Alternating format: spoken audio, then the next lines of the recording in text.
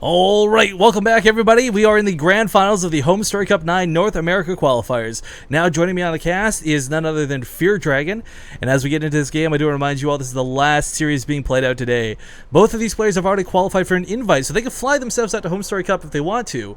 But this match determines seeding for the top 8 finals, where only one player will win a fully paid trip to Home Story Cup 9. Spawning here on the top right corner of the map, though, he's blue. He has no team, and that's okay because he is Violet.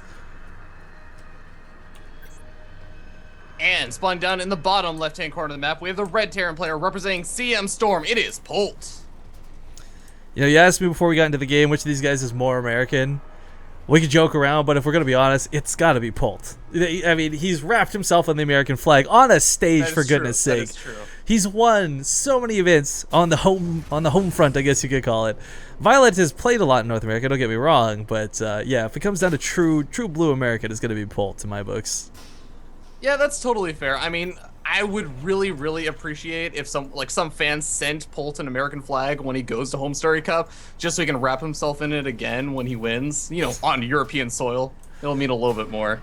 Well, that's a big if. Polt's a really good player, but he's not untouchable by any means. I mean, another breaking out player you have was SWS, beat him on ladder just yesterday, I think it was. So, again, this guy is not untouchable, but he is pretty much the next closest thing.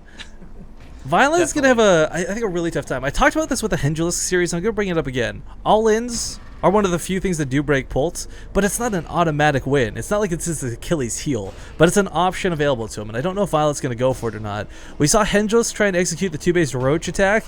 Did not work in the slightest. Polt held it off like a champion. Yeah, definitely. I think it's going to be a little bit difficult for Violet. And what do you think about this map, Overgrowth specifically? Because I know that I've actually had a lot of Terran players who've told me they really like this map actually for mech style. I don't really think Polt's the kind of meching player, but do you think that maybe that opens up opportunities for Violet to do something maybe a little bit more like straightforward? I'm trying to avoid the word swarm host right now, Rifkin. Yeah, well, it's not good. Are you kidding me? It's not gonna be swarm host. Get out of here. One of the things, though, it's not so much that it's Terran favorite. I think it's just that every other race doesn't like having these very further away bases. I mean, as a Zerg player, you're kind of used to having your base be exposed. You don't really sim city as a Zerg player by any means, but the further away it is, the harder it's going to be to react to a drop. So if you got like Polt drop in the main, you send all your Zerglings to defend, then Polt pressures the third at the same time, you're going to have to give up one of those locations. Yeah, it definitely makes sense. And we are going to see the Reaper kind of come in over here. You never really see the Reaper do too much more damage, especially when the Queens are out. Just kind of go in over there, poke around, and see what you can actually see. And I don't know, he sees that there's no more drones mining gas. What do you think that Violet's up to at this point? It's not about what Violet's up to, but it's more about the fact that Polt doesn't see any of those Zerglings. The first two did sneak across the map, and he's going for the cancel on the SCV. Polt is not a defensive player. He always sends his first 3 Reapers across the map. So without leaving that second one at home, there's actually nothing to stop these 2 Zerglings. And it doesn't kill the command center, but it buys him a lot of time as far as denying it, I guess, quote unquote. But oh no, he's not attacking the SCV! Oh, I think he's trying to focus on that Reaper right now. He's trying to box in the Reapers with the 2 Queens, but the Reapers are going to get away, and he does finally go after that SCV, but a little bit late. It looks like the next Reaper is going to be able to pick that off, and yeah, SCV stays alive, continues building command center, and Violet going to be down a couple of Zerglings. I can understand why to prioritize dealing with the Reapers, but I mean, if we're going to be honest, it was kind of like an A-move situation here for Violet, like at home, whereas he could have just killed the SCV. Sadly loses his 2 Lings and capability of that, none, but 14 Lings are about to pop, and they're timing out pretty perfectly here with Metabolic Boost. Kind of a necessity, though, as we do see all these Reapers dealing with the Queens quite efficiently. And of course, he knows that, of course, with this sort of opening from coming out of Polt, it's pretty likely that he's going to be seeing those Hellions popping out as well, so the Zerglings are pretty important just to deal with that. And actually, he's going to have those Zerglings on the other side of the map around the time that those Hellions pop out, so he could actually just completely stop them. Even if the Hellions pop out, there's not a full wall off. Oh. He's going to get on top of the Reapers. They go inside the bunker, but the bunker's going to go down really freaking quick. There's a full surround, and even with the Hellions coming out, he breaks the wall. He's going to chase the Hellions up the ramp. It's always a bit of a dangerous thing, but there's no depots lifted. And Polt, he's going to run to the mineral line. He should be able to deal with this with some good hold position on these SCVs, but Violet doesn't dedicate to it. He goes away from the Hellions. Almost gets trapped in the base, but Polt in a bit of a panic right now. Was not expecting that in the slightest. Violet is doing a sick job. He's target firing down at specific SCVs. He's avoiding lining up the Zerglings for those Hellions. And now the Hellions have finally been able to push back those Zerglings. I mean, but There's a bunch of lost mining time. All these SCVs are now sitting at the natural expansion. They're gonna have to transition back to the main base at some point. And one of the coolest parts about this for Violet is that he's actually been able to get his creep spread up now, which is something that normally you struggle to do against Hellions and Reapers. I'd actually kind of disagree with that. You see some players just really, I don't know how they can power through. Like, you got 8 Hellions on the front lines, but they still spread creep. Yeah, that's true, that's true. A lot of that comes down to the abundance of queens. But I'd say more impressively than that, the third base got up while this was going on. Something that he would have been a little bit scared to do versus 3 Reapers. 2 Reapers and 4 Hellions, that's not a threat to buildings. But 3 Reapers and 6, especially with a Banshee, can knock down a hatchery. Yeah, that's actually a fair point. Look at this Fear Dragon. It's the Polt Viking. What do you know? What a surprise. He made a Viking. And I think there's still like 2 or 3 more Overlords that you can kill off. Yeah, there's one in the center that he's going to pick off. I mean, God, I just love it when Polt does this, because no Zerg player ever seems to like be ready for it, even when they're facing off against Polt. Yeah, well, actually, I've seen some players just stop sending out Overlords in total when they fight against him. When you watch some of the big mainstreams, like no one really points that out, but it is a big thing. That's a win in of it of itself, right? Right? Yeah, exactly. I mean, it's a win-win no matter how you look at it. But Polt is, he's always been doing this since the start of Heart of the Swarm. I mean, this is his kind of signature move, and I kind of hate that, like, when I watch some of the big tournaments, no one points out that the Overlords weren't brought out on the map, specifically because they're expecting him to do this. But at any rate, there's actually no wall off here, not a lot of lings left, so these Hellions might be tempted to dive. Looks like they're going to dive. Well, we'll get some good blasts off. Yeah, he's keeping a couple of those Zerglings, just making sure that those Hellions couldn't dart straight up the ramp. They at least have to wait around and fire one shot off, and Hellions are pretty low in health. They're going to roast a couple of these drones. And the problem with pulling is, you stack up when you run. Oh god, this is actually getting a little bit painful. Like, these Hellions have been pretty damn cost efficient. Yeah, it gets 11 worker kills for it. That's not too shabby, not by any means, but the drone count was never really that healthy in the first place, which actually makes it worse than normal. So he's only just, after popping out like 13 more drones, he only evens up the worker count. Ugh.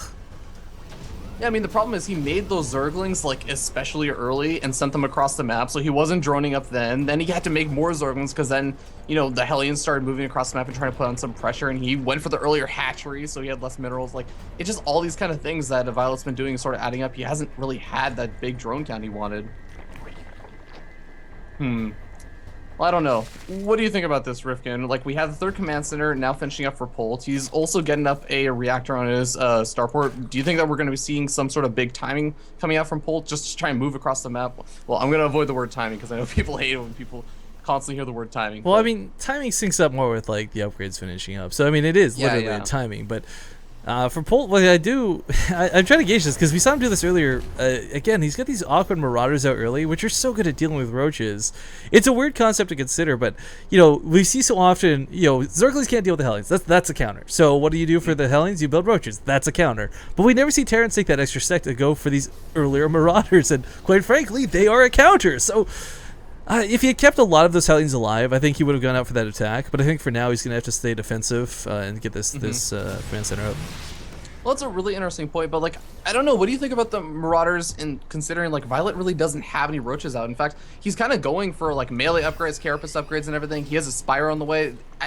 I'm not sure if we'll be seeing a lot of roaches, even though the roach it's predictive. Down, it's predictive. It's the same way that Protoss players will go for Colossus after opening Phoenix, right? Like, you're expecting the counter to come out at some point. Not to mention, let's not forget, Marauders, even without concussive shells, when stimmed, they deal a ton of damage. They can soak a lot of hits, and they come with base armor, something not a lot of Terran units have. That's pretty helpful, especially against like the Zerglings that kind of just rely on attacking really quickly with small bits of damage. See, this is another spot where the Marauders going to be fantastic if he had concussive shells. He doesn't, granted, but still, with Banelings being morphed in over here, you can focus fire these down or just use them to soak the hits. I mean, the depot wall is coming up, but I don't think it'll be down by the time Violet's ready to strike. And this isn't like an all-in bust. This is just something that's supposed to maybe get a couple SCV kills on the free side if Polt's in the middle of the map. And that might actually be the case. Could very well be. And what's really interesting to me is Polt has been keeping those 4 Marauders with like that 1 medevac. I'm curious if he's like going for some sort of drop where he's going to snipe stuff off. Oh god, those banelings. Okay, he's falling back to the siege thing, which is actually really nice. Unfortunately, the Zerg player does have carapace upgrades, and for those who don't know, just a quick little fun fact, siege tanks without upgrades cannot one-shot Zerglings with 1 armor, but with 1 upgrade on siege tank, they can one-shot Zerglings with any level of armor. Middle of the map gets a little bit hectic as well while this is going on. Medevacs are going to have to start unloading, unfortunately, their cargo a little preemptively due to the due to the way Mutalisk speed works, but actually they wasted the time shooting the Viking instead. So that Viking got some Overlord kills earlier on. It sacrifices itself to save 2 full medevacs. Definitely worth it. Polt's so good at this game. It's so silly. He is, but that was a really interesting decision. I mean, he kind of scanned, he killed off a lot of those creep tumors, but then he got charged in, and because of that, I mean, the Banelings and Zerglings were able to get right on top of his army. He lost a lot of the things that he wasn't able to load up into the 2 medevacs. It was sort of an interesting position, and kind of I understand why he was moving across the map, because he was already so far out of position. I think he wanted to get some damage done, because Zergling's kind of ravaging his 3rd, but I don't know. He lost a lot of stuff over there. Oh, Violet, I like that he's kept these Zerglings down here, too. Again, this is more potential Banelings, maybe a run-by. I mean, that scared Polt. I mean, you saw how fast he pulled those SCVs out of the base. That was like, get the hell out of Dodge moment. Oh my god, Polt focus fire down those Banelings instantly, and now suddenly those Zerglings really can't do that much, especially with the wall up going. Actually, that is a really interesting thing. We see 2 different aspects to deal with Banelings. A lot of players will focus fire them down, or maybe kite, but one player in particular, and I'm really sad he's not here, Jakshi, has been doing like crazy Widowmine focus fire lately. I don't know if you've caught this in any of his games, but he's been very much so like intentionally spam clicking the Widowmines so that they don't go off early and wait for those Banelings. He's getting some pretty magical hits out of it, but not easy to do. And even Polt's, I don't know, I've never seen him do that, as good as he is. But oh, he walks into some Banelings at the Watchtower. He's gonna sting a little bit. Well, he does a pretty good split and actually manages to keep a good chunk of those units alive. More Banelings filtering in from Violet, but I mean, for the most part, those Banelings are really only hitting 1 or 2 Marines at a time, and even the Marauders soaking up a couple of those Banelings. I think Polt is okay with those trades. I don't, God, I'm just starting to get a little bit worried. Violet seems like he's just kind of building up like massive economy, massive army, getting its upgrades going and everything. Polt, I mean, he has a pretty good stance in like 3 bases, but well, what I really like about what Violet's been doing is he's been shutting down drops, not with Mutalisks or killing them, but like by constantly attacking that 3rd and providing some pressure. Unfortunately, he kind of yielded a lot of that earlier on, and these Zerglings are in the Sensor Tower range, so Polt's already got tanks up. He's not going to be worrying about this, and this is why he can safely push forward. Yeah, it's a good point. More Banelings going to be coming in, though. Should push Polt back for at least a little bit. He has another reinforcing army, and this time he has Hellbats mixed in. Those are going to be able to both oh my god. But that's the Zergling count. Well, 62 new ones just came out, and those are all going to become, or a majority of those are going to become Banelings. Let's not forget, too, Violet's also on Hive Tech, something that's not usually a common occurrence at 18 minutes of the game. So we have 3-3 upgrades on the way. These awkward trades would otherwise be overwhelming engagements if he had put that money anywhere else into units. But because he devoted that to Hive Tech, Infestation Pit, now 3-3, that's why it looks like, you know, this trading out isn't going so well for Violet. But realistically, with the way he's handling this, he's going to have a much better, like, 5 minutes from now than he would otherwise. Yeah, is it actually going to get to that point right now, though? These 2 players are constantly trading these Zerglings, and the Mutalisk counts are actually... it's getting a little bit close over here for Polt. I mean, he's losing a lot of his army, but oh god, those Widowmines murdered those Mutalisks. Well, it wasn't really the Widowmine switch as it was those Marines. I mean, he really dived for that. Now down to 3 Mutalisk. Granted, 3-3 is going to be nice, but the count, you can't just win with pure Banelings and Zerglings.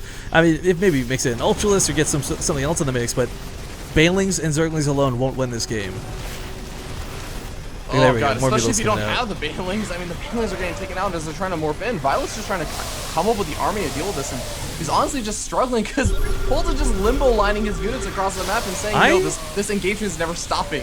I don't think he's really struggling, though, if we're going to be honest, because, again, a lot of what he's doing is fighting on this sort of, I guess, smaller army value than he otherwise normally would have had. Again, it doesn't sound like a lot, but the Infestation Pit, the Hive Tech, and 3-3 is a big gas cost. For Violet, who's been starving on gas, that's a lot of Mutalisk gone, that's a lot of Banelings unable to morph in.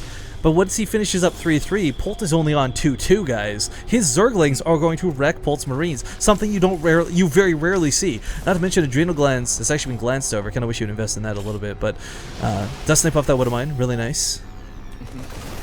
And Violet's got to be careful over here. He doesn't actually know where those Widowmines are. He's bunching up those Mutalisks quite a bit. Oh god. Okay, he does manage to snipe it off with the Overseer, and he's actually going to be able to clean up this army for the most part once again, but it's that constant rallying from Polt.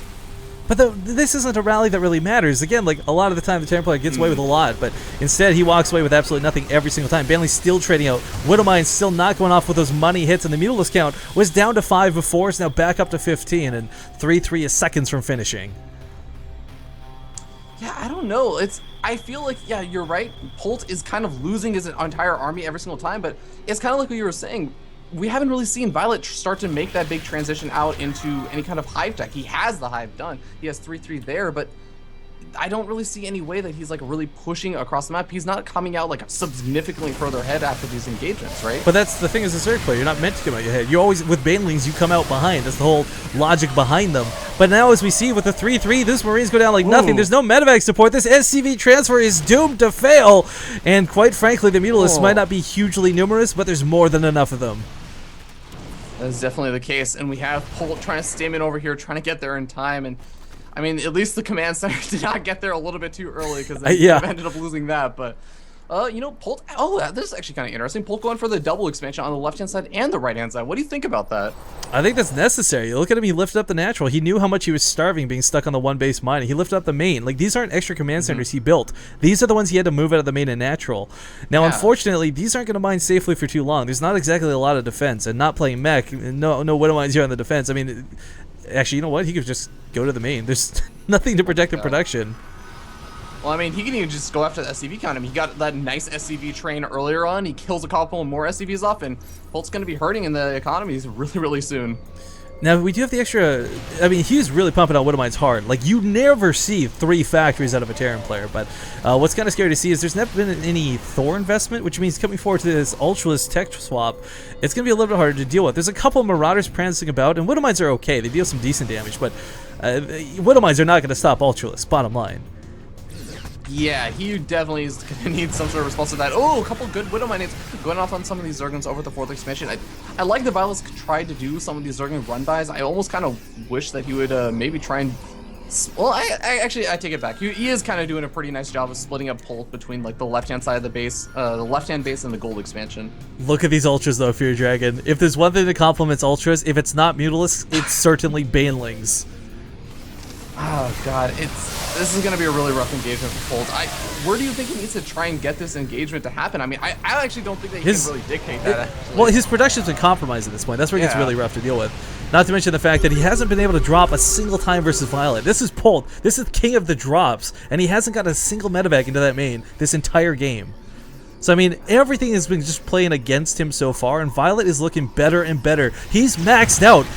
Polt's struggling, quite frankly. The army supply is very similar, but again, a lot of this is in drones that gives Violet that giant supply lead. But look at the Ultras. There's not enough Marauders. Well, actually, there's 2 siege tanks. This will work out fantastically for him, but only for a little bit. There's too many Ultras. Oh, no. Yeah. He skipped over chitinous plating. So hang on, these Ultras are actually not that dangerous. Marines can still tango with level 3 weapon upgrades. It's the chitinous plating that makes these untouchable behemoths unkillable by Marines. Violet, I think, has accidentally forgotten this. That is a bit of an error, but I mean, I think the Violet just still might have enough to start moving in over here and cleaning up, and GG does get called.